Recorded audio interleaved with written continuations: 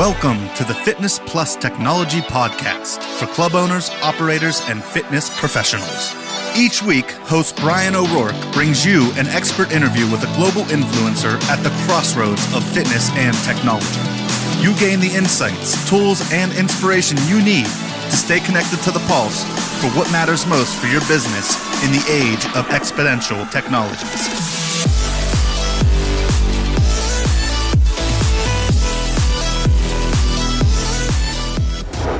Hello, listeners. Thanks for joining us on the Fitness Plus Technology Podcast.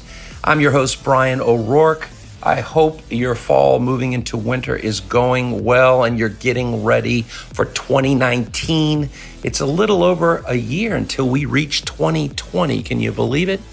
And so it's timely that we are listening to technology podcasts in the fitness industry as we have another great guest in Sharad Mohan. I don't know if you've checked out the Trainerize app. Sharad and his team actually have been in the business for over a decade. He's going to talk about how they pivoted.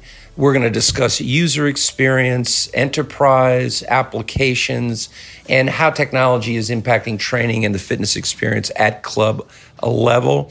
It's a really great time. I had the opportunity to see Sharad at CanFit Pro. We had a very engaging conversation. I really like his company, so I do hope you enjoy this podcast very much. And again, thanks for joining us. So without further ado, let's get on with the interview with Sharad Mohan from Trainerize. And as I was mentioning to you listeners in the intro, I had a great chance to bump into somebody that we've been talking to back and forth digitally in different collaborations. And that is one of the co-founders and CEOs of Trainerize. And Sharad is a really forward-thinking guy, and he's making some time out of his schedule for everybody to kind of hear a little bit about his views on things. Sharad, thanks for joining us this morning. Thanks for having me, Bryan. Excited to be here. Well, it was great to see you at CanFit. We had a pretty lively discussion, and I know over the years, you started Trainerize back about a decade ago, and I remember speaking to you all maybe 8 years ago and watching your company. Mm-hmm. Tell the audience, what was the basis for founding Trainerize, and kind of tell us what your journey's been around that, if you don't mind. Yeah, for sure. So the company was founded about 10 years ago, and interestingly enough, we started as a consumer fitness app. It was called Gym Technique. And we started with the premise of saying, hey, how do we allow people to use technology to get motivated to show up? And so we went straight after the consumer market with a fitness app. And along the journey, we saw a massive opportunity to really touch more people around the world by allowing them to better connect with personal trainers and clubs. And that's when about 4 to 5 years in, we kind of pivoted to still make people more healthier through technology, but doing it through making clubs go digital and making personal training go digital. And so when we saw that opportunity, we pivoted about 4 to 5 years in, launched Trainerize, exact same product, exact same end goal, same mission, which is we make fitness accessible. And we kind of launched Trainerize from there. And that was kind of the story that got us started in the very beginning. And so, and congrats on all your success and having followed you and the brand and what you're doing now. The whole notion, right, of training experiences, both in club and out, that's evolving quite a bit. What is your view on that? What do you see happening in the market right now? Absolutely. I think what we're seeing right now in the fitness market in terms of trends is what we're actually seeing with consumer behaviors with technology. I mean, take a look at what you do when you go fly an airplane today. Do you really go to an airport and wait in line to check in? No, you're at home and you check in using your iPhone or your Android into the flight you're about to get into. When you buy movie tickets as well, you buy your tickets on your phone, you book your seats on your phone, and you show up at the theater and watch a movie. And we're seeing the same thing right now in fitness as well, where there's just consumer expectations for people to engage with the clubs they're a member of with their smartphone. And that's kind of what we've been seeing the last couple of years. And what that means is, sure, checking in and paying with their phone, but now we're seeing a trend where people want to actually engage with their clubs on the workout side of things, on the nutrition side of things, heck, even on the communication side of things. So we're seeing a trend around member engagement with technology, where back in the day it was more about member management.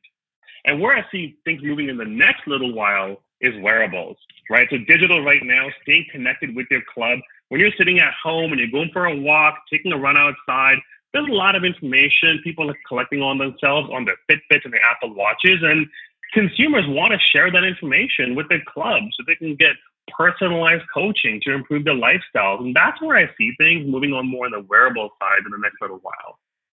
Yeah, in fact, you're on point. In my upcoming presentation in Portugal, in Lisbon, at the Europe EU Congress, URSA's EU Congress, I'm going to be talking about user experience. And exactly, one of the keys is this hyper-personalization trend, the facilitation of commerce.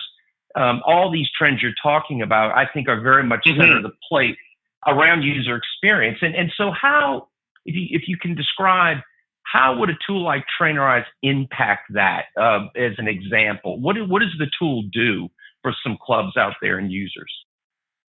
Yeah, so what the tool really does, it allows a club to, in essence, allow every single member to get personal training, right? So right now, if you were to look at your kind of your big box club, 10% of members on average get personal training, and 90% of members say no to personal training because they can't afford it. A small percentage gets small group training, a small percentage hits up their classes, and a large percentage kind of just walk in and work out. So what Trainerize allows a big box gym or even a boutique fitness gym to do as well is basically offer members an option B, online personal training. So really for about $100 a month or $80 a month or whatever the gym wants to charge, the gym gets an app that they can give their members, and they can deliver customized workout routines, customized meal plans if they wanted, and allows a member to stay connected to the gym by showing up to the gym and knowing what to do and following the workouts in the app and working out. And what the member gets from an experience standpoint, they feel like they're part of a community because there are a whole bunch of social features around. They're motivating people to work out more. They feel like they have a real live personal trainer, which in essence they do. And also, they really feel like the wearables, the Fitbit trackers, the Apple Watches, they feel like they're getting so much more out of it. Because when you look at your Fitbit tracker and it says you took 10,000 steps, the next natural question is, well, now what? And imagine if a club told you, well, come on in and do this workout right now to burn a few more calories. Or come on in right now and do this kind of workout to complement the way you're already moving. That's kind of what Trainerize does. Yes, it's that new world, as we term it, omnipresence, this service inside and outside, this hyper connectivity, and when in doing this, because you've implemented this with a lot of clubs, what I've seen with certain technologies is you have these tools, and then you have the business models that are using them, because not only do these tools start to revolutionize the user experience, they also start to change how these bricks and mortar operators think about how they operate. From the sales all the way through service. What are you seeing there? Because I know you're very hands-on in implementation. Are there any jewels of wisdom you could share on that point? Yeah, I think you hit a key point there, Brian, when you said the business models, right? So I think if you break a business model down, a club or a gym is trying to push forward personal training through one-on-one training, through small group training, through the classes perhaps. And so what we're seeing now is on the personal training side, we're seeing clubs go, hey, yes, let's push personal training, but let's instead push hybrid training. So when a member actually wants to get one-on-one personal training, they see the trainer maybe once a week, and so they get a 4-package session for a month. What they're saying now to that member is come into that trainer once a week, but then come back yourself and then have hybrid training, which is the same workouts on the app, so you still stay connected to the trainer. On the small group training side of things, what we're seeing is the ability for people to get socially motivated on an application. So come show up and train with the 3 or 4 people in the class, but get socially motivated after you leave with all the group aspects inside Trainerize. And on the class side, we're seeing a whole bunch of really cool technology on the business model front where, we see in a class, we have an instructor right there doing kind of the motions, explaining what everyone needs to do. But we're seeing really cool things where some clubs are using productized versions of what Orange Theory is doing, where you can watch the exercise on a screen. And then the instructor now is doing more corrective measures with everyone. And for the general member side, we're seeing right now people going, hey, look, come work out yourself. We'll sell you online training for $100 a month. And that's how we're seeing the business model get evolved, where they're able to push some element of personal training on all sides of things. Yes. And so with respect to that, and I get exactly what you're saying, the impact to operational models is significant. When you look at, we feel that the most successful brands in any consumer industry that's bricks and mortar are going to be those brands that utilize a high degree of automation in low value functions and really invest in the people aspect in appropriate ways. And when you think of the classic idea of paying for trainers, and if the experience that people are getting in their own mind is only they're here to count reps, well, why don't we use technology to do that and then let the trainers work on the motivation, let the trainers work on the value add. And by providing that service both in and out of club, the theory is that you're going to get a higher degree of spend in the long run and a more satisfied user who has better experiences. That's pretty, it's easy for us to say, but that's pretty profound in my mind from an operational departure from the past. Yeah, I think what clubs are trying to do really, you talked about retention there, and I think one of the biggest drivers of retention is going to be engagement. And I think that concept of member engagement, we're asking questions saying, well, how can we leverage technology to drive engagement? Because we are seeing people, there is a movement right now with this new persona called the digital fitness enthusiast. There's a reason why Apple Watch skyrocketed past Rolex. It's the most sold watch in the world. It's because people want the connected experience of all the digital information they have on them. And so we're seeing this big wave right now when it comes to digital fitness. There's a movement in there. And the better clubs can do to connect to that, they're going to drive more member engagement. And if they drive that member engagement right now, they're going to see better retention numbers in the long run.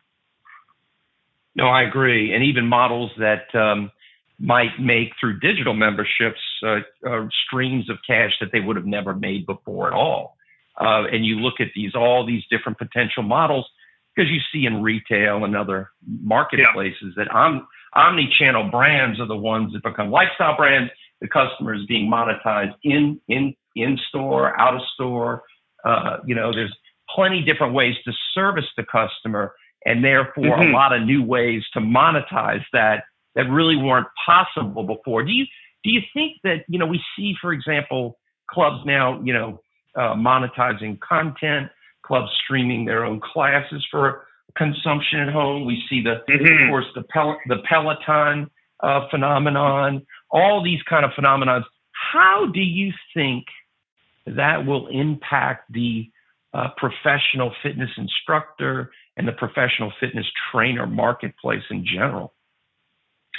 Yeah, I think the way it's going to affect the professional fitness instructor, like you kind of hit on a key piece a few minutes ago when you said the elimination of low value work.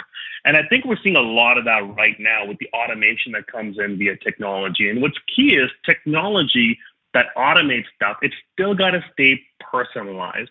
So if somehow technology can automate and stay personalized, it's a win-win, because you're eliminating low-value work, which means fitness professionals get to focus on what they do best, which is motivating people and engaging with members and getting them to work out better. A perfect example, actually, I'll share a little example of how we saw that happen with Trainerize. So right now, a person getting trained on Trainerize with a trainer or a digital club, they work out on average 3 times per week. Okay, and that's a number we obsess over. We ask ourselves, how can we get people working out more? And the way we approached it was, for the longest time, Trainerize users worked out 2 times per week. And we said, how do we get this right now going from 2 times per week to 3 times per week? And we launched a feature called auto messages. But really what that was is when we looked at the way trainers were engaging with their clients in their clubs, they scheduled clients to come into sessions. And a lot of times clients didn't show up. They canceled or they rescheduled. So we asked ourselves, we went, hey, how can we then make some kind of a communication journey where, say, 5 days before you got to show up in the club, why don't we start injecting these messages that get automatically sent to the member that appear to be coming from the trainer, personalized, that basically motivates the member to show up? And we launched that feature called auto messages, which basically meant trainers, stay hands off. We're going to automate some of the low value work, which is reminding somebody to show up. And that number for us grew from 2 to 3. The minute we launched auto messages, 1 month in, average work hours per week jumped from 2 to 3. And that's a number across over 1 million people getting trained on Trainerize. So to answer your question there, Brian, this is a perfect example of how technology eliminated low value work, still stayed personalized, and the end result is a more engaged member by simply that member now working out more times per week. And the more times they work out at the club, guess what? That retention number is going to be better in the long run. Yeah, absolutely. And it's really understanding how to use those tools in that way that's contextualized in the sense of that user experience. And when we talk in theory about, talk in theory about data, for example, and understanding customer journey and using information to impact customer journey, that's an example right there, right? Exactly. And I think the beauty of technology here is we have the ability to put people on a fitness journey, right? So everyone has a goal of some sort, or even if you don't have a goal, you simply want to move more. Imagine having a fitness journey that simply is a stream of communication that makes sure it motivates you to show up. When you do show up, you know exactly what you need to do. When you do leave whatever activity you're doing, you know how to eat. When you're not eating, then you know how to kind of have the right habits. So habits and movement and nutrition and communication, these 4 aspects we see being pushed by technology to get people to live better lives. And the more personalized and contextualized that can be, the better off everyone's going to be. Yeah, and I think it's creating this whole new expectation realm because, in many regards, if the technology's done well, which is going to be increasingly the case, a lot of people aren't going to be able to discern the difference between the automated personalized communication and the person actually doing it. When it comes to, though, the aspects we talked about, the soft side of human beings, why trouble professionals with that kind of stuff versus having them focus on that user experience? It's what Apple did to revolutionize retail. They eliminated the checkout line. So they took a function of shopping that was kind of a pain and took a lot of resources, and they eliminated it by just getting rid of the checkout process. And they have a bunch of people out on the floor to help you do things. And then when you want to check out, it's very quick and easy. There are lots of examples of that application of tech. And I think the other thing I'm curious to hear your thought on this is we were touching on enterprise. So because, right now there's so many siloed systems for some clubs. And I think at CanFit, we were discussing about the emergence of enterprise as being more and more important. Can you share with our listeners some of that thinking and what you see there? Yeah, so what we're seeing in enterprise, and if we define enterprise as kind of your large, massive gym chains, what we're seeing there is basically there's a whole bunch of technology pieces driving member engagement. And what that means now is the disconnected experience. So enterprise, we're finding, is working with us. We have a few large gym chain customers that are coming to us and going, hey, look, we have a mobile strategy with our members. We have an engagement strategy with our members. But the issue we have is there's like 5 to 6 different apps our members have to download. How do we unify that experience? So what we're seeing in enterprise right now is some element where they go, hey, this is our hub, and we need all these different systems right now to tie into that hub. And we have the member engage with that hub, or we have the member engage with the one app. And that one app is pulling information from all the different apps that we have to drive member engagement or even member management for booking. So the trend we're seeing right now is basically a consolidation of all these different experiences. And it's actually funny, Brian. So right now, if you were to ask me, hey, Sharad, when you have a phone call, maybe with an enterprise lead coming in, what's the biggest competitor you get? We have direct competitors, but interestingly enough, it's not about the competition where someone goes, hey, tell me about Trainerize versus the direct competition X. It's more about, hey, tell me about Trainerize versus, we get FitMetrics, for example. So us and FitMetrics, we actually don't do the same thing at all. We both drive member engagement, but we're completely complementary. And so the reason we get that question is because a club is looking at us, enterprise is looking at us, And they're looking at it more so from a standpoint of, I have a certain amount of budget to spend on member engagement, and I'm not entirely sure what to really pick to drive member engagement. And so we're in a bit of an educational curve right now in enterprise, where enterprise is trying to figure out, what does member engagement first mean with technology? And once we define what that actually means, how do we get all these apps working together?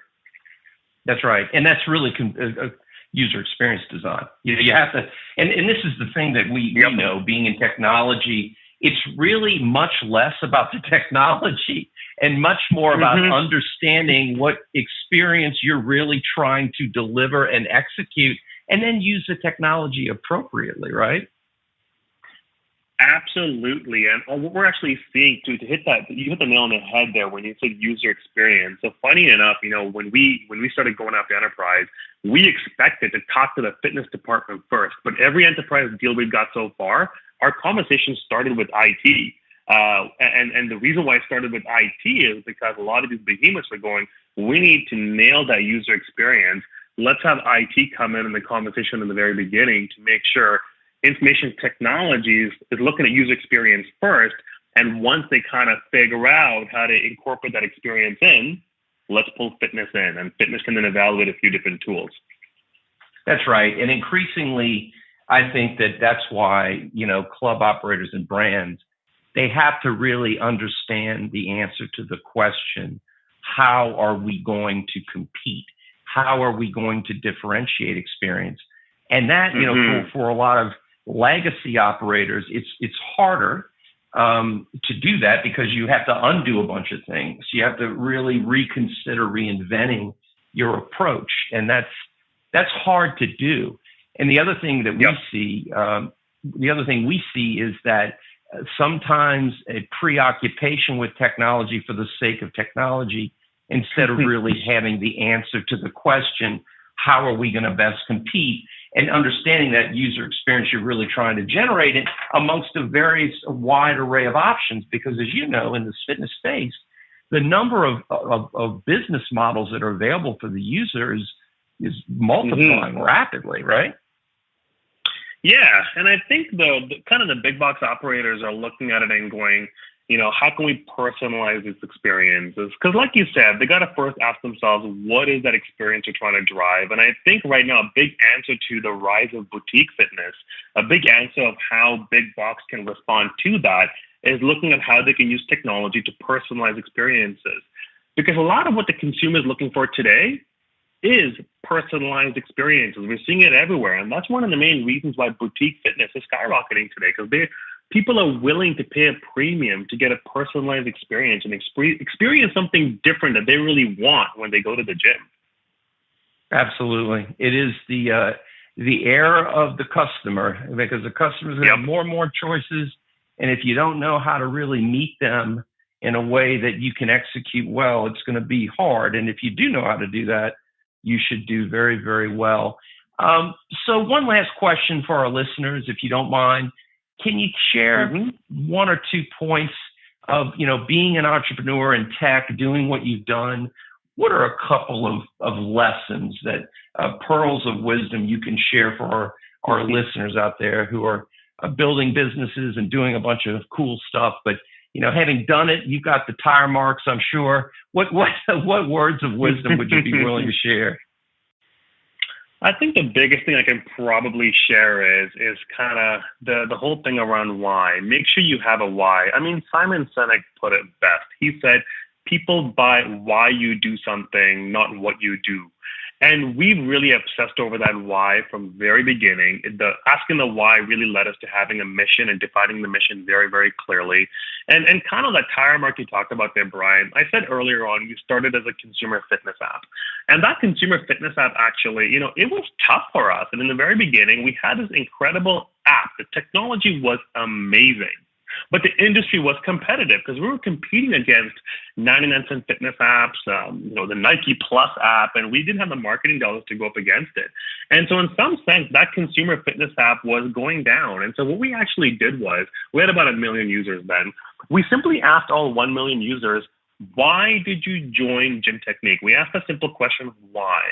And from getting the responses, we had a whole bunch of people say, hey, I joined to lose weight. We ignored those. But we had a bunch of personal trainers and gym owners saying, I was hoping to find a way to stay better connected with my clients. Or I was hoping for a way to make more money from this app. And that why then led us to go, well, what do you mean? Tell us about that. And from talking to them, that's when Trainerize was born, right? So I kind of shared that story and say, ask yourself why you exist, ask your customers why they're with you, and you'd be surprised in terms of what you would learn. And so long as you ask yourself the why all the time and have a tight mission in place, that's kind of the biggest lesson I can share that we've learned along the way. That's brilliant. That's some wisdom. Thank you, my friend, for making time. Congrats to your team for your great success with Trainerize. I know everyone can go online and Google Trainerize. A great product, a great solution, and a great example of how technology is changing user experience. I am so grateful for your time today, and I know we'll be speaking again soon. I know our audience will really enjoy this. So, Sharad, thank you again. Thanks so much for having me, Bryan. Really enjoyed this. All right, that marks it. You okay with that? I'm okay with that. How do you think it went? I went great. Believe me, we'll produce it up. It'll sound good. You don't want to make it too long. It's so with intro and outro, about a half an hour is good, and we're about right at that mark. That tends to be our sweet spot. So I'm going to get this produced up. We'll share it with you probably in about a week and a half, and then we'll let you know when it launches, and it'll be in our newsletter and our social feeds and all that for the coming months. So. But expect a good, we'll even give you some stats after it's on the road for a little while and let you see how many people are listening. So you'll enjoy that. Wicked, man. That's awesome. I really enjoyed that, Bryan. Thanks for having me here. That was wicked. Hey, thank you. Appreciate your help. If you need anything, let me know, okay? Well, hey, you know what? We're getting close to finishing the enterprise page, so we are going to take you up on that. I'll schedule some time to kind of get you into our call. And hey, are you going to be at IRSA next year? I'm guessing you are, obviously, right? Oh, yeah, of course. Yeah. I sit on the board. Wicked, cool. Yes, exactly, yeah, so I expected that. Wicked, cool. So, hey, I think that's when we'll probably see you next. And I'll bring Farhad as well, our COO. So we'd love to sit down and take you up for dinner and chat more about trends and all that good stuff. Oh, absolutely, man. Really appreciate your work. Keep doing good things. Wicked. Cool. Take care, Bryan. Brother. Talk soon. Bye-bye. Cheers. Bye. Hi, everyone. This is Bryan O'Rourke again. Thanks for listening to the podcast today. I hope you enjoyed it.